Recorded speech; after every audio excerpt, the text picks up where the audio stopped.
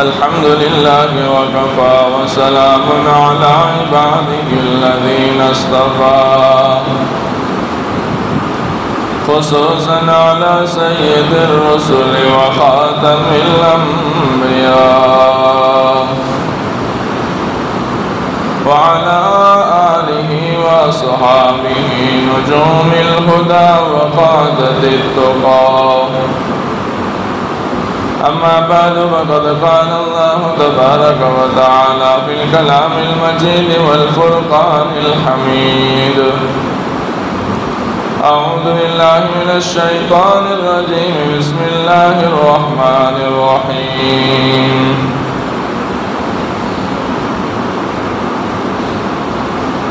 إنا بلوناهم كما بلونا أصحاب الجنة إذ أقسموا ليصرمنها مصبحين ولا يستثنون فطاف عليها طائف من ربك وهم نائمون فأصبحت كالصريم.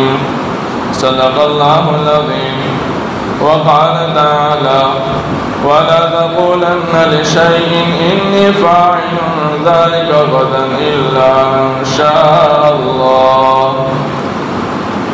صدق الله العظيم. اللهم صل على محمد وعلى آل محمد كما صليت على إبراهيم وعلى آل إبراهيم إنك حميد مجيد.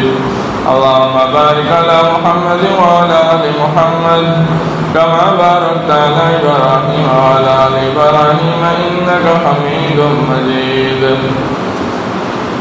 گرامی قدر سامعین و بزرگان محترم، قرآن مقدس کی سورہ قلم کی چند آیات تلاوت فرمائی ہیں اور سورہ کہف کی ایک آیت شریفہ تلاوت فرمائی ہے. اس کے سہارے چند ضروری باتیں آپ حضرات کے سماعتوں کے حوالے کرنا چاہتا ہوں. اللہ تعالیٰ سے دعا ہے صحیح باتیں بیان کرنے کی، آپ تمام حضرات کو بغور سننے کی اور پوری امت کو ان پر عمل کی توفیق عطا فرمائے. بسا اوقات انسانوں کا بہت زیادہ نقصان ہو جاتا ہے، کبھی جانی نقصان ہوتا ہے، کبھی مالی نقصان ہو جاتا ہے، تجارت میں، کاروبار میں، دھندے میں، اور طرح طرح کی مصیبتوں کا انسان شکار ہو جاتا ہے. خصوصاً مسلمان جب اس طرح کی پریشانیوں کا شکار ہوتا ہے تو ایک دوسرے مسلمان کے دل کے اندر اس کا درد، اس کی تکلیف محسوس ہونا یہ لابدی ہے اور ضروری ہے. اس کے دل میں بھی ایک انسان کے دل میں ایک ذرا برابر بھی ہمدردی ہوگی. ظاہر سی بات ہے کہ اس کے دل کے اندر تکلیف ہوگی. گزشتہ دنوں جب ہمارے کاروباری بھائی مسلمان ہمارے شہر سے جو ہزاروں کی تعداد میں گئے تھے آم کا کاروبار کرنے کے لیے، اور ان کا لاکھوں میں نہیں کروڑوں میں نقصان ہوا. اندازہ یہ ہے کہ تقریباً 20-22 کروڑ روپے کا صرف ہمارے شہر والوں کا نقصان ہو گیا. جب ہم نے قرآن اور سنت کے اوپر نظر دوڑائی تو ہمیں اسی طرح کا ایک واقعہ ملا جو خود قرآن مقدس میں محفوظ ہے، اور 29واں پارہ اور سورہ قلم میں اس کا ذکر ہے. اسی طرح کا ایک واقعہ اللہ تبارک و تعالیٰ نے جو پیش آیا تھا اس کا ذکر قرآن میں فرمایا کہ راتوں رات ان لوگوں کا باغ ختم ہو گیا تھا. تو میں نے سوچا کہ کیوں نہ پھر اسی واقعہ کو ذکر کر کے یہ واقعہ ان باغ والوں کے ساتھ جس کا ذکر اللہ نے قرآن میں فرمایا، یہ ان لوگوں کا باغ راتوں رات کیوں ختم ہو گیا، ان کی کھیتی کیوں جل کر کے خاک ہو گئی اور بالکل کالی ہو گئی. تو میں نے سوچا کہ یہی بات اگر ہم اپنے سامنے لے آئے، ہم اپنے علم میں لے آئے، لوگوں کو بتائیں، تو شاید ہم اس کے ذریعے سے اپنے نقصان سے بھی بچ سکتے ہیں. شاید ہم اپنے نقصان سے بھی ان چیزوں سے جن چیزوں کی وجہ سے قرآن والے اس باغ والوں کا جس کا ذکر قرآن میں ہے، ان کا جو نقصان ہوا، جس سبب سے نقصان ہوا، ہو سکتا ہے کہ ہمارے نقصان کا بھی وہی سبب ہو اور ہم اس کے اندر کسی طرح کی کچھ تبدیلی کر لیں اور اپنی اصلاح کر لیں تو ہو سکتا ہے کہ ہمارا اپنا نقصان بھی ہونے سے بچ جائے۔ اسی لیے میں نے سورہ قلم کی آیت پڑھی ہے، اس میں شروع میں تو اللہ تبارک و تعالیٰ نے نبی پاک صلی اللہ علیہ وآلہ وصحبہ وسلم کی تعریف فرمائی ہے، آپ کے اچھے اخلاق، حسن خلق کی تعریف فرمائی ہے اور آپ کو کچھ ہدایات دی ہے۔ آگے چل کر کے اللہ تبارک و تعالیٰ نے جو ہدایت دی وہ یہ فرمائے ہیں کہ فَسَتُبْصِرُ وَيُبْصِرُونَ بِأَيِّكُمُ الْمَفْتُونُ إِنَّ رَبَّكَ هُوَ أَعْلَمُ بِمَنْ ضَلَّ عَنْ سَبِيلِهِ وَهُوَ أَعْلَمُ بِالْمُهْتَدِينَ فَلَا تُطِعِ الْمُكَذِّبِينَ کہ آپ جھٹلانے والوں کا کہا نہ مانیے، یعنی آپ کے زمانے میں جو مشرکین تھے، جو آپ کے دشمن تھے، جو اللہ کے منکر، جو اللہ کو نہیں مانتے تھے، ان کے بابت اللہ فرماتے ہیں کہ آپ ان لوگوں کے بہکاوے میں نہ آنا، آپ ان لوگوں کا کہنا نہ ماننا۔ وہ یہ کہے کہ دیکھو تم لوگ ہمارے بتوں کی برائی نہ کرو، ہم لوگوں کے بتوں کے اندر جو کچھ خامیاں ہیں وہ بیان نہ کرو تو ہم بھی تم کو پریشان نہیں کریں گے۔ جب اس طرح کی باتیں یہ کہہ رہے ہیں تو اے نبی جی آپ ان کی باتوں پر ایمان نہ لائے، آپ ان کا کہا نہ مانیں۔ وَدُّوا لَوْ تُدْهِنُ فَيُدْهِنُونَ وَلَا تُطِعْ كُلَّ حَلَّافٍ مَّهِينٍ۔ وہ چاہتے ہیں کہ آپ ڈھیلے پڑ جائیں تو وہ بھی ڈھیلے پڑ جائے، یعنی آپ اپنا دعوت اور تبلیغ کا کام جو ہے اس میں سست ہو جائے، اس کو چھوڑ دے تو وہ آپ کو تنگ کرنا، پریشان کرنا بھی چھوڑ دے، تو آپ ایسا نہ کیجیے۔ وَلَا تُطِعْ كُلَّ حَلَّافٍ مَّهِينٍ اور آپ کہنا نہ مانیے، اطاعت نہ کیجیے، کل حلاف مہین ہر قسم کھانے والے اور ذلیل انسان کی، ہماز مشاء بنمیم اور تانا دینے والے اور چغلی کرنے والے کی، مناع للخیر معتد نثیم اور خیر کے کاموں سے بہت زیادہ روکنے والے کی، معتد حد سے زیادہ گزرنے والے کی، اثیم بہت زیادہ گنہگار کی، عتل بعد ذلک زنیم اور اس سے بڑھ کر یہ ہے کہ وہ بہت زیادہ بد خلق، بد مزاج اور بخیل قسم کا انسان ہے، بعد ذالک زنیم اور اس کے بعد یہ ہے کہ اس کے باپ کا عطا پتہ نہیں ہے، اس کے باپ کا عطا پتہ نہیں ہے، بدکاری سے پیدا ہوا ہے۔ ان کان ذا مال و بنین یہ ہے کہ اس کے پاس مال ہے اور اولاد ہے، یعنی یہ لوگ مال اور اولاد کے نشے میں کہ ان کو مال دے رکھا ہے، ان کے پاس آسائشیں ہیں، ان کے پاس آرام کی چیزیں ہیں، عیش کی چیزیں ہیں، زندگی جینے کے سارے اسباب ان کے پاس ہیں، مال ہے، دولت ہے، اولاد ہے، سب کچھ ان کے پاس ہے، اس کے باوجود بھی آپ ان کا کہنا نہ مانیں۔ اذا تتلی علیہ آیاتنا قال اساطیر الاولین جب ان پر ہماری آیتیں پڑھی جاتی ہیں تو کہتے ہیں کہ اگلے لوگوں کے فسانے ہیں، یہ اگلے لوگوں کی کہانیاں ہیں۔ اللہ کے آیات کے متعلق یہ مشرکین مکہ یہ کہتے ہیں، اذا تتلی علیہ آیاتنا قال اساطیر الاولین سنسمہ علی الخرطوم اللہ تعالیٰ تنبیہ فرماتے ہیں، دھمکی دیتے ہیں اور سزا سناتے ہیں، سنسمہ علی الخرطوم ہم ان کے چہروں اور ان کے ناک کے اوپر داغ لگا دیں گے، یعنی یہ جو لوگ آپ صلی اللہ علیہ وسلم کو برا بھلا کہتے ہیں، آپ کو پریشان کرتے ہیں، آپ کو اپنی بات زبردستی منوانے کی کوشش کرتے ہیں، اللہ کا انکار کرتے ہیں، شرارتیں کرتے ہیں، مسلمانوں کو تنگ کرتے ہیں، رسول اللہ صلی اللہ علیہ وسلم کو تکلیف پہنچاتے ہیں، تو ان کی سزا آخرت میں ہم نے طے کر دی ہے کہ ہم ان کے چہروں ان کے ناک کے اوپر داغ لگا دیں گے، کہ جس کی وجہ سے صاف پتہ چل جائے گا کہ یہ وہ لوگ ہیں جو اللہ کے رسول صلی اللہ علیہ وسلم کو ستاتے تھے، جو مسلمانوں کا راستہ روکتے تھے، مسلمانوں کو تنگ کرتے تھے، ان کو اسلام کے اوپر صحیح سے عمل کرنے نہیں دیتے تھے، صاف صاف پتہ چل جائے گا کہ یہ ملعون اور مردود لوگ ہیں۔ خاص طور پر اس میں ولید ابن مغیرہ کا ذکر ہے، اِنَّا بَلَوْنَاهُمْ كَمَا بَلَوْنَا صُحَابَ الْجَنَّةِ اب آتے ہیں بات پر، ہم ان لوگوں کو یعنی ان مشرکین مکہ کو آزما رہے ہیں، ان کا امتحان کر رہے ہیں، جیسا کہ ہم نے باغ والوں کو آزمایا، اذا قسموا لیصرمنها مصبحین، جبکہ وہ قسمیں کھا رہے تھے کہ صبح ہوتے ہی وہ اپنے باغ کا سارا میوہ توڑ لیں گے، صبح ہوتے ہی اپنے باغ کے اندر چلے جائیں گے، جلدی جلدی چلے جائیں گے، اور اپنا جو کچھ بھی بویا ہوا ہے، اپنی کھیتی ہے، اپنا پھل فروٹ ہے، سب کچھ صبح صبح جلدی جلدی جا کر کے توڑ لیں گے۔ وَلَا يَسْتَثْنُونَ، اور یہ لوگ استثناء نہیں کر رہے تھے۔ مفسرین نے یہاں دو مطلب بیان فرمائے ہیں۔ استثناء سے ایک تو یہ کہ رات کے وقت جب یہ لوگ اپنے کام دھندے کا پلان کر رہے تھے، اپنی کھیتی باڑی کو سمیٹنے کا اور اپنے پھل میوہ اپنی کھیتی، اپنے کھیت کو کاٹنے کا جب منصوبہ پلان کر رہے تھے، تو اس میں اس زور سے وہ خدائی کے دعوے کر رہے تھے کہ اللہ کو بھول گئے تھے۔ وَلَا يَسْتَثْنُونَ، انشاءاللہ نہیں کہہ رہے تھے۔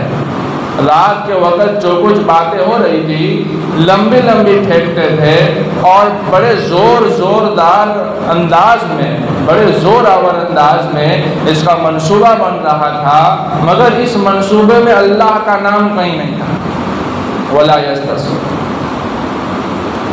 اور ایک اس کا مطلب مفسرین نے یہ بیان فرمایا ہے وَلَا يَسْتَثْنُونَ، رات کے وقت یہ جو منصوبہ بن رہا تھا اس میں فقیروں اور مسکینوں کو بھول گئے تھے اور اس کو ہمیشہ کے لیے محروم کرنے کا پلان کر رہے تھے۔ یہ نہیں کہہ رہے تھے کہ ہم اپنے باغ سے ایک حصہ فقیروں کو دیں گے، ہم اپنے باغ سے ایک حصہ مستحق لوگوں کو دیں گے، مسکینوں کو دیں گے، یہ نہیں کہہ رہے تھے، بلکہ کہہ رہے تھے کہ ہم سارا مال سمیٹ کے لے آئیں گے۔ فَطَافَ عَلَيْهَا طَائِفٌ مِّن رَّبِّكَ وَهُمْ نَائِمُونَ، رات کے وقت پلان کیا، انشاءاللہ بھی نہ کہا، لمبی لمبی باتیں کی، لمبے لمبے منصوبے بنائے اور سب کچھ تیاریاں کر کے سو گئے۔ وَلَا يَسْتَثْنُونَ، فقیروں کو، مسکینوں کو اپنے باغ کے اندر پیدا ہونے والی چیزوں سے، کھیت سے، اس کے اناج سے، اس کے میوہ جات سے، اس کے پھل فروٹ سے محروم کرنے کا منصوبہ بنا کے سو گئے اور اللہ کا نام بھی نہ لیا، اور اپنی طاقت پر انہیں اتنا بھروسہ تھا کہ اللہ کو بھی بھول گئے۔ فَطَافَ عَلَيْهَا طَائِفٌ مِّن رَّبِّكَ، تو رات کے وقت ایک پھرنے والا اس کے رب کی طرف سے آ گیا اور پھر گیا، یعنی باغ کے اوپر ایک وبا آ گئی، ایک عذاب آ گیا۔ وَهُمْ نَائِمُونَ، اور حالت یہ ہے کہ وہ سو رہے ہیں، سونے کی حالت میں عذاب آ گیا۔ کس کے اوپر؟ کھیت کے اوپر، اس کے باغ کے اوپر۔ فَأَصْبَحَتْ كَالصَّرِيمِ، اور عذاب بھی کیسا آیا کہ اس کا باغ بالکل کہ کٹا ہوا جیسا کچھ تھا ہی نہیں، بالکل سیاہ جل کر کے راکھ ہو گیا۔ ایک عذاب آگ کی شکل میں آیا، آگ آئی سب کو کھا گیا۔ سارا باغ، بہت زیادہ اس کی زمین تھی، اس کے اندر کھیتی کی زمین تھی، اس کے اندر پھل فروٹ وغیرہ تھا، بہت کچھ اس کے اندر تھا، سب جل بھن کر کے خاک ہو گیا۔ فَتَنَادَوْا مُصْبِحِينَ، اب صبح ہوئی تو ایک دوسرے کو آواز دینے لگے۔ فَتَنَادَوْا مُصْبِحِينَ، یہ تین بھائی تھے، ایک دوسرے کو آواز دینے لگے، جگانے لگے۔ أَنِ اغْدُوا عَلَىٰ حَرْثِكُمْ إِن كُنتُمْ صَارِمِينَ، جلدی جلدی اپنی کھیت پر صبح صبح ہی پہنچ جاؤ، جلدی پہنچ جاؤ، جلدی جلدی چپ کے۔ صبح ہوئی تو وہ لوگ ایک دوسرے کو پکارنے لگے، اگر تم کو کاٹنا ہے تو اپنی کھیتی پر سویرے ہی جا پہنچو۔ فَانْطَلَقُوا وَهُمْ يَتَخَافَتُونَ، تو وہ لوگ چل پڑے اور آپس میں چپ کے کہتے جاتے تھے، أَلَّا يَدْخُلَنَّهَا الْيَوْمَ عَلَيْكُمْ مِسْكِينٌ، کہ آج یہاں تمہارے پاس کوئی فقیر نہ آئے، آج یہاں تمہارے پاس کوئی فقیر نہ آنے پائے، اور کوشش کے ساتھ سویرے ہی جا پہنچے۔ أَلَّا يَدْخُلَنَّهَا الْيَوْمَ عَلَيْكُمْ مِسْكِينٌ وَغَدَوْا عَلَىٰ حَرْدٍ قَادِرِينَ، اور کوشش کے ساتھ سویرے ہی وہ اپنی کھیتوں پر جا پہنچے، گویا کھیتی پر وہ لوگ قادر ہیں، یا یہ کہیے کہ یہ لوگ اس بات پر قادر ہیں کہ وہ کسی کو بھی کچھ نہ دے، اس کا اپنا حق سمجھ بیٹھے تھے، سب کچھ میرا اپنا، ہمارا اپنا کیا ہوا، ہمارا اپنا بویا ہوا، ہمارا اپنا لگایا ہوا، ہمارا اپنا کمایا ہوا، اپنا سب کچھ اپنا، اور کسی کو ایک دانہ بھی نہ دینے کی طاقت ہمارے اندر ہے۔ وَغَدَوْا عَلَىٰ حَرْدٍ قَادِرٍ فَلَمَّا رَأَوْهَا قَالُوا إِنَّا لَضَالُّونَ۔ جب باغ کے پاس پہنچ گئے تو کہنے لگے ہم تو راستہ بھول گئے، ہم اپنے کھیت کا راستہ بھول گئے، اب ہم کسی دوسری طرف آ گئے ہیں، کیونکہ وہ کھیت جو تھا وہ ایک دن پہلے آئے تھے تو پھل تھے، فروٹ تھے، میوہ جات تھے، اناج تھا، کھیتی تھی، سب کچھ تھا، لہلہا رہا تھا، سب پکا پکایا تیار تھا۔ اب جب پہنچے ہیں رات کے وقت سب خشم ہو گیا ہے، سب خاک ہو گیا ہے، سب جل کر کے راکھ ہو گیا ہے اللہ کے عذاب سے۔ اب صبح کہنے لگے، پہنچے جلدی تو کہنے لگا یہ ہمارا باغ نہیں ہے، یہ تو ہم کہیں بھٹک گئے ہیں۔ فلما رأوها، جب انہوں نے اس کو دیکھا، قالوا انا لضالون، تو کہنے لگے کہ ہم تو راستہ بھٹک گئے، بل نحن محرومون۔ پھر سوچنے لگے، دیکھنے لگے، اس طرف دیکھا، ہاں یہ ادھر والا باغ تو اس کا ہے، ہمارے پاس والے کا، پھر دیکھا ہاں یہ نشانی ہے، یہ ہمارے باغ کے پاس تھی، پھر دیکھتے دیکھتے ان کو یقین ہو گیا کہ یہ ہمارا ہی ہے، لیکن ختم ہو گیا ہے، تو ان کو افسوس ہو گیا، بل نحن محرومون، تو کہنے لگے کہ بھائی ہم ہی یہاں سے محروم ہو گئے، ہم دوسروں کو محروم کرنے کی باتیں کر رہے تھے لیکن ہم خود محروم ہو گئے۔ قال اوسطهم الم اقل لكم لولا تسبحون، تو ان میں جو درمیانہ تھا، یہ تین بھائی تھے، ان میں جو درمیانہ تھا انہوں نے کہا کیا میں نے تم کو نہیں کہا تھا کہ تم تسبیح کیوں بیان نہیں کرتے؟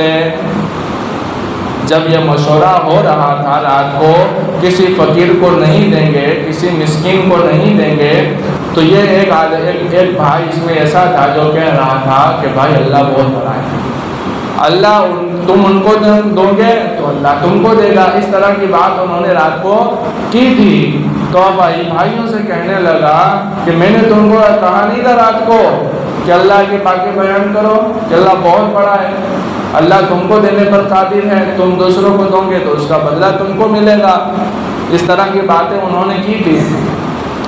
قالوا سبحان ربنا انا كنا ظالمین، وہ کہنے لگے ہمارا رب تو پاک ہے، بے شک ہم ہی لوگوں نے ظلم کیا ہے، ہمارا رب تو پاک ہے، یہ ظلم تو ہم نے خود اپنی جانوں پر کیا ہے۔ فاقبل بعضهم على بعض يتلاومون، پھر ایک دوسرے کو ملامت کرنے لگے ایک دوسرے کے اوپر۔ جب کوئی کام کامیاب ہو جاتا ہے تو ہر بندہ اپنی واہ واہی کرتا ہے، جب 4-5 آدمی شریک ہو کام دھندے میں، پارٹنر مل کر کے کام کرتے ہیں، وہ کام کامیاب ہو جائے، دھندا چمک جائے تو ہر بندہ اس کامیابی کو اپنے کھاتے میں ڈالتا ہے، لیکن جب کوئی نقصان ہو جائے تو پھر دوسرے کی طرف انگلی کرتے ہیں کہ تو نے یہ کہا تھا اس لیے یہ ہو گیا، تو نے میرا اپنا مال بیچنے نہیں دیا اس لیے ایسا ہو گیا، تو نے اس قیمت پر بیچا اس لیے ایسا ہو گیا، تو ایک دوسرے کو ملامت کرتے ہیں۔ لیکن اصل جو چیز ہے کہ ہماری اپنی برے اعمال کی وجہ سے سب گنہگار ہیں، ہمارے اپنی بری نیت کی وجہ سے ہم پر وبا آئی، ہمارے اپنے برے ارادے کی وجہ سے ہم پر وبا آئی، یہ سب بھول جاتے ہیں۔ قالوا یا ویلنا انا كنا طاغین، پھر سوچتے سوچتے یہ بھی سوچتے ہیں کہ ہم ہی لوگوں نے سرکشی کی ہے، کہنے لگے کہ ہم ہی لوگوں کی سرکشی ہے۔ عسى ربنا، یعنی توبہ پر آ گئے، اب رجوع پر آ گئے، اب ان کو احساس ہو گیا، ان کو ندامت ہوئی، ان کو پچھتاوا ہو گیا۔ عسى ربنا يبدلنا خيرا منها انا الى ربنا راغبون، امید ہے کہ ہمارا رب اس کے بدلے اس سے بہتر باغ ہمیں عطا فرمائے۔ انا الى ربنا راغبون، ہم اپنے رب کی طرف رغبت رکھتے ہیں، اس کی طرف اپنا دھیان کرتے ہیں، اس کو اپنے پاس اپنے قریب لاتے ہیں، اپنے دل میں بساتے ہیں، اپنی زندگی میں اتارتے ہیں، اور ہم اپنے برے ارادوں کو چھوڑتے ہیں، بری نیتوں کو چھوڑتے ہیں، اور ہم لوگوں کو دینے کا جذبہ بناتے ہیں، ہم لوگوں کو دیں گے۔ اچھا، کذالک العذاب، پھر اللہ فرماتے ہیں ہمارا عذاب ایسے آتا ہے، کذالک عذاب، ہمارا عذاب جب آتا ہے تو ایسے آتا ہے۔ یہ اللہ ان مشرکین مکہ کو بتا رہے ہیں جو نبی جی کو تکلیف پہنچاتے ہیں، جو نبی جی کو پریشان کر رہے ہیں، جو مسلمانوں کو پریشان کر رہے ہیں۔ ان کو کہتے ہیں تمہارے پاس مال ہے، تمہارے پاس اولاد ہے، تمہارے پاس عیش پرستی کی ساری چیزیں ہیں، زندگی جینے کے اسباب اور وسائل موجود ہیں، اس کی وجہ سے تم لوگ جو ہے سرکشی کر رہے ہو، تو تمہیں یہ واقعہ سنا رہا ہوں، تم سنو۔ ان کو بھی ہم نے اتنا دے رکھا تھا کہ لیکن ایک رات میں ختم کر دیا، تو ہمارا عذاب تم پر بھی ایسے ہی آ سکتا ہے۔ وَلَعَذَابُ الْآخِرَةِ أَكْبَرُ، اور بد اعمالی کی وجہ سے دنیا میں اگر عذاب آ گیا تو ایسا نہیں کہ آخرت میں بچ جاؤ گے، اگر توبہ نہیں کی تو آخرت میں بھی پکڑ جاؤ۔ وَلَعَذَابُ الْآخِرَةِ أَكْبَرُ، اور آخرت کا عذاب تو بہت بڑا ہے۔ لَوْ كَانُوا يَعْلَمُونَ، اگر یہ لوگ جانتے، اگر یہ لوگ جانتے۔ اچھا، اس کو تھوڑی تفصیل سے میں آپ کو سنا دوں۔ یہ حضرت عیسیٰ علیہ السلام کے دنیا سے اٹھائے جانے کے بعد کا واقعہ ہے۔ یہ باغ والا کون ہے؟ ایک دیندار آدمی تھا، اور مفسر نے یہ بھی لکھا ہے کہ وہ اللہ پر ایمان بھی رکھتا تھا۔ عیسیٰ علیہ السلام کے جانے کے بعد اہل کتاب میں سے تھا، اور کہا جاتا ہے کہ وہ حبشہ میں تھا یا یمن میں تھا۔ ان کا یہ معمول تھا، ان کا باغ، یہ باغ ان کا تھا پہلے، تو ان کا معمول تھا کہ جب یہ کاٹنے جاتا تھا تو کاٹنے کے بعد جو کچھ بھی رہ جاتا تھا، ظاہر سی بات ہے بہت سے ایسی نگریں ہوتی ہے، بالیاں ہوتی ہے، پھل فروٹ ہوتے ہیں، توڑنے کے بعد نیچے گر جاتے ہیں، تھوڑے بہت باقی رہ جاتے ہیں، تو وہ سب کچھ چھوڑ دیتا تھا۔ ایک مرتبہ سب کو لے لیا، اور جو کچھ بچ گیا وہ سب بہت سارا اس میں بچ جاتا تھا، کیونکہ اس کے پاس بہت زیادہ زمین تھی، تو اناج بہت زیادہ بچ جاتا تھا، نیچے پڑا رہتا تھا، اور جو ہے پھل فروٹ نیچے پڑا رہتا تھا۔ تو فقیر لوگ آئے ہوئے ہوتے تھے، ان سے کہہ دیتا تھا کہ یہ نیچے والا تم سب لے جاؤ، اب جو کچھ بچ گیا ہے اب سب تم لے جاؤ۔ تو وہ بہت خوش ہو جاتے تھے، اور لے جا کر کے اپنا گزارا کرتے تھے، خود کھاتے تھے، بچوں کو کھلاتے تھے، اناج ہوتا تھا تو بہت دنوں تک چلتا تھا۔ اور جب وہ اس کو گاہتا تھا، یعنی جب اس کے اوپر مرنا چلاتا تھا، تو اس کے بعد جو کچھ بھی نیچے اڑ جاتا تھا تو وہ بھی نہیں لیتا تھا، وہ بھی فقیروں سے کہتا تھا۔ اور جب وہ باغ کاٹنے کے لیے جاتا تھا تو بہت سارے فقیروں اور مسکینوں کو پتہ ہو جاتا تھا، تو وہ وہاں پہلے ہی آ جاتے تھے، تو یہ بندہ خوش ہوتا تھا اور ان کو دیتا تھا۔ اس کا انتقال ہو گیا، اب اس کے 3 بچے اس کے وارث ہوئے۔ اب 3 بچے جب اس کے وارث ہوئے اور جب اس کا باغ تیار ہو گیا تو رات کو پلان بنایا کہ ہمارا باپ اکیلا تھا تو دیتا تھا، یا یہ کہہ لیجیے کہ ہمارا باپ تو بیوقوف تھا، بہت زیادہ لوگوں کو دے دیتا تھا، اتنا زیادہ نہیں دینا چاہیے تھا۔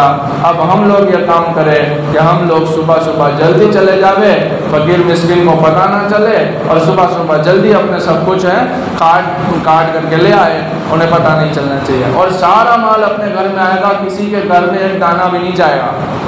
یہ منصوبہ تھا رات کا، اور انشاءاللہ نہیں کہا، اور یہ کہ فقیروں کو نہیں دے گئی۔ یہ 2 بری چیزیں تھیں ان کے اندر۔ جب صبح وہاں پہنچے ہیں تو پورا باغ ختم ہو گیا۔ یہ دو وجہ تھی، یہ 2 کارن تھے جس وجہ سے راتوں رات ان کا باغ ختم ہو گیا۔ بہرحال تو ہمیں اپنے اندر بھی اس کی اصلاح کرنی چاہیے۔ انشاءاللہ کا بہت زیادہ جو ہے اس کی اہمیت ہے، انشاءاللہ کا بہت زیادہ مہتو ہے۔ ہر بات میں ایمان والے کو انشاءاللہ کہنا چاہیے۔ بعض لوگ تو اس طرح کی باتیں کر رہے ہوتے ہیں، اس طرح اس انداز سے پلان بنا رہے ہوتے ہیں کہ مطلب سمجھ میں آتا ہے کہ بس یہ خدا ہی نہیں باقی سب کچھ، یعنی بالکل اللہ کو بھول ہی جاتے ہیں۔ اب لوگوں کا پلان کی باتیں سنیں، میں سب کی بات نہیں کرتا، لیکن اکثر عام طور پر یہی ہوتا ہے۔ اپنی تجارت کا منصوبہ بن رہا ہوتا ہے، اپنے کاروبار کا، اپنے دھندے کا، یا صبح کوئی کام کرنا ہے، یا پرسوں ترسوں کوئی کام کرنا ہے، کوئی عمارت بنانی ہے، کوئی مکان بنانا ہے، کچھ بھی کام کرنا ہے، جب اس کا پلان کر رہے ہوتے ہیں تو اس انداز سے بات ہو رہی ہوتی ہے کہ اللہ کا نام کہیں نہیں ہے۔ یہ مطلب پتہ چلتا ہے کہ بھائی اتنے پاورفل ہیں کہ یہ جو چاہے وہ ہوگا، اس نے کہہ دیا تو بس ہوگا، اور اسی وقت ہوگا اور ہو جائے گا۔ پھر اللہ تبارک و تعالیٰ رسی کھینچ لیتے ہیں، پھر پتہ چلتا ہے کہ وہ کہیں بھول ہو گئی ہے۔ تو بھول یہاں ہو گئی تھی ایک تو کہ انشاءاللہ نہیں کہا تھا. انشاءاللہ اگر نبی بھی بھول جائیں تو 15 دن تک وہی نہیں آتی. ایک بات بتا دوں، نبی پاک صلی اللہ علیہ وسلم کو یہ مشرکین پریشان کرتے تھے. مکہ سے مدینہ گئے، یہودیوں کے پاس ہمارے درمیان ایک رسول آیا ہے، اس طرح کی باتیں کرتا ہے، نبی بتاتا ہے، رسول بتاتا ہے، کیا کریں؟ انہوں نے کہا اچھا ایک کام کرو، 3 باتیں سے پوچھو، جواب دے دے تو سچا نبی ایمان لے آؤ، جواب نہ دے تو پھر یہ جھوٹا ہے. کا کیا پوچھو ذوالقرنین کے بارے میں، بادشاہ کے بارے میں. پھر ان سے پوچھو یا روح کے بارے میں. اس طرح کے 2-3 سوالات انہوں نے دیے اور 2-3 سوالات دے کر کے وہ لوگ یہاں آ گئے اور نبی پاک صلی اللہ علیہ وسلم کے پاس جا کر کے انہوں نے وہ سوالات کیے. رسول اللہ صلی اللہ علیہ وسلم نے فرمایا کہ میں کل بتاؤں گا، میں کل تم کو اس کا جواب بتا دوں گا. اور انشاءاللہ کہنا بھول گئے اور اب انتظار کرنے لگے کہ اللہ پاک مجھے سوال کے جواب بتائے تو میں ان کو بتا دوں. لیکن ادھر سے کوئی جواب نہیں آ رہا. جبرائیل علیہ السلام آسمان سے آنا بند ہو گئے. ادھر یہ لوگ پریشان کر رہے ہیں، جدھر دیکھو ہنسی کر رہے ہیں، جب حضور نکل رہے ہیں تو مذاق کر رہے ہیں، دیکھو یہ جھوٹا ہے، ہمارے سوالوں کا جواب بتایا تھا کہ کل دوں گا، آج 2 دن ہو گئے، آج 3 دن ہو گئے، آج 4 دن ہو گئے، آج 5 دن ہو گئے. مفسرین کی الگ الگ رائے ہے، کسی نے 6 مہینے بند کہا ہے، لیکن ایک رائے یہ بھی ہے کہ 15 دن، چلو 15 دن ہی مان لے. 15 دن تک اللہ نے فرشتہ نہیں بھیجا. کس کے پاس؟ جس کے صدقے میں کائنات بنی، جس کے صدقے میں سورج بنا، چاند بنا، ستارے بنے، ہوا بنی اور سب کچھ کائنات کا نظام جس کے صدقے میں بنا ہے، ہم اور آپ بنے ہیں. اس شخصیت پر اللہ نے فرشتے کو بھیجنا بند کر دیا کہ تم نے یہ کہا کہ میں کل تم کو جواب دوں گا اور تم نے یہ نہ کہا کہ میرے اللہ نے چاہا تو میں دوں گا.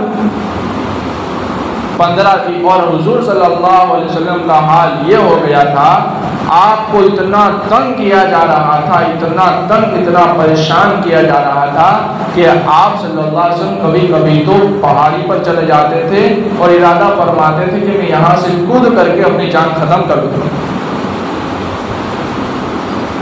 اور جب یہ ارادہ کر کے وہاں پہنچتے تھے تو فرشتہ پیچھے سے آواز دے دیتا تھا کہ محمد آپ اللہ کے سچے رسول ہیں. جواب نہیں دیتا تھا، سوال کے جواب نہیں دیتا تھا. آزمائش تم نے انشاءاللہ نہیں کہا تو اس کے اللہ کی طرف سے ایک طرح کی تنبیہ ہو رہی تھی. جواب نہیں ملتا تھا، صرف اتنا کہ تم اپنے ارادے سے باز آ جاؤ، تم کہیں نیچے کود نہ جانا. کافر پریشان کر رہے ہیں، مشرک پریشان کر رہے ہیں، اس کی وجہ سے تم کہیں نیچے کود کر کے ہلاک نہ ہو جانا. اس ہلاکت سے بچانے کے لیے فرشتہ پیچھے سے آواز دے دیتا تھا. تو اللہ کے رسول صلی اللہ علیہ وسلم کو تسلی ہو جاتی تھی کہ میرا کچھ سپورٹ مل رہا ہے، مجھے کچھ ساتھ مل رہا ہے، کچھ آسانیاں ہو جائیں گی. 15 دن کے بعد اللہ تبارک و تعالیٰ نے اس کا جواب دیا. پھر اللہ نے یہ بھی فرمایا وَلَا تَقُولَنَّ لِشَيْءٍ إِنِّي فَاعِلٌ ذَلِكَ غَدًا إِلَّا أَن يَشَاءَ اللَّهُ. اے نبی جی آپ کسی معاملے میں یہ نہ کہے کہ میں کل یہ کام کروں گا، میں یہ کام کل کروں گا. کسی معاملے میں نہ کہے الا یشاء اللہ، مگر یہ ساتھ یہ بھی کہے کہ میرے رب نے چاہا تو میں کل یہ کام کروں گا. میرے رب نے چاہا انشاءاللہ. انشاءاللہ کا مطلب کیا ہے؟ اگر چاہا اللہ، اگر اللہ نے چاہا تو میں کل یہ کام کروں گا، تو میں کل آپ کو جواب دوں گا. اب آپ نے انشاءاللہ نہیں کہا ہے تو ہم جواب روک دیتے ہیں. ایک روایت کے مطابق 15 دن تک آپ صلی اللہ علیہ وسلم پر وحی نہیں آئی اور 15 دن کے بعد اس کا جواب اللہ تعالیٰ کی طرف سے آیا.